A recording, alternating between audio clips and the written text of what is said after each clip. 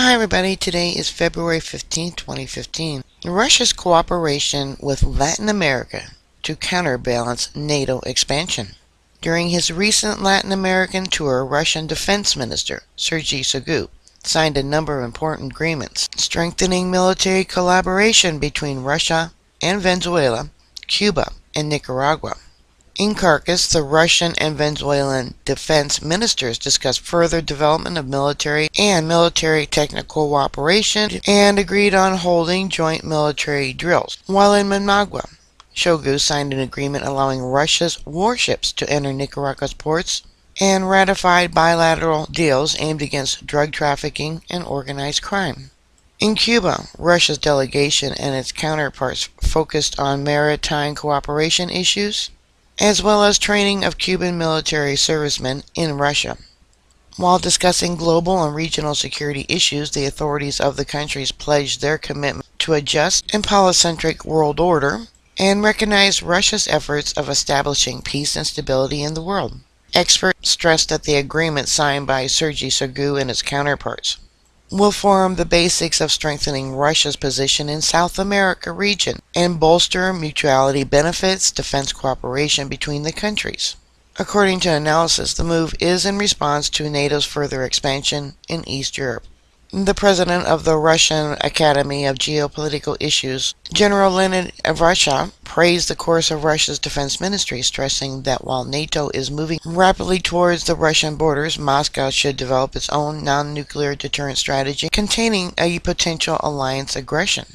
So they won't have to put missiles like they did during the Cuban crisis on land in these areas. All they'd have to do is move a warship in that's armed with nuclear weapons. Same thing, just different means of deployment. Deputy Minister of Defense Anatoly Antov told Russian media on Saturday that despite increased military and military technical cooperation with countries in Latin America, Russia has no plans for military bases in the region.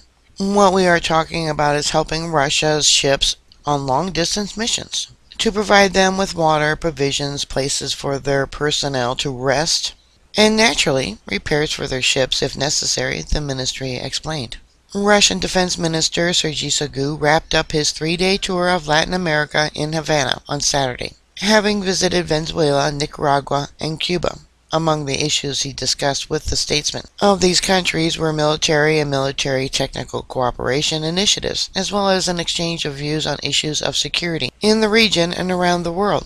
On Thursday, Shoigu's visit to Caracas included an agreement to participate in joint air defense and artillery drills and negotiations on Venezuela's transition towards a new army logistics supply system. With Russia's assistance, recently our dealings with Venezuela has been very bad. We've got sanctions against them because of human rights violations. President Maduro has said how the United States is trying to overthrow his government. Some Air Force people within Venezuela, I believe it was, were just recently this last week for a planned coup attempt. On Friday in Managua, Shoigu signed an agreement on simplifying the visit of Russian Navy vessels to Nicaragua's ports and discussed several other military technical cooperation agreements. Last fall, Russia had announced its intention to provide the country with technical assistance in the construction of a planned interoceanic canal that would serve as an alternative to the Panama Canal. In Cuba on Saturday, Shoigu noted that Russia-Cuba relations are developing dramatically and that the two countries have very similar views regarding regional security and the need for global multipolarity.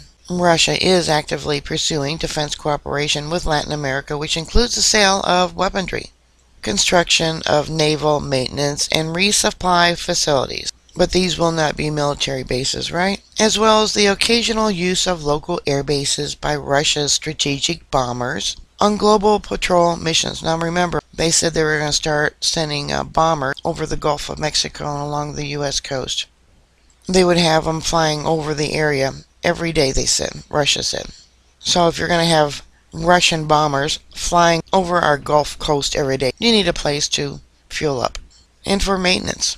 In December 2014, Russian Defense Minister Anatoly Antov said that Moscow plans to increase its military and technical cooperation with Latin American countries via the development of ports and local airports for military use. But remember, They're not going to have a military base there. Right. Sure sounds like it, don't it? Yep, losing friends and creating new enemies is what Obama's doing. This is far worse than the Cold War ever was. At least during the Cuban crisis, we didn't have Russian bombers flying over the Gulf of Mexico every day. Alright, put your thoughts and comments down below. Bookmark my site. I'll keep you up to date. Please stay safe. And I'll talk to you later. God bless you all. Bye.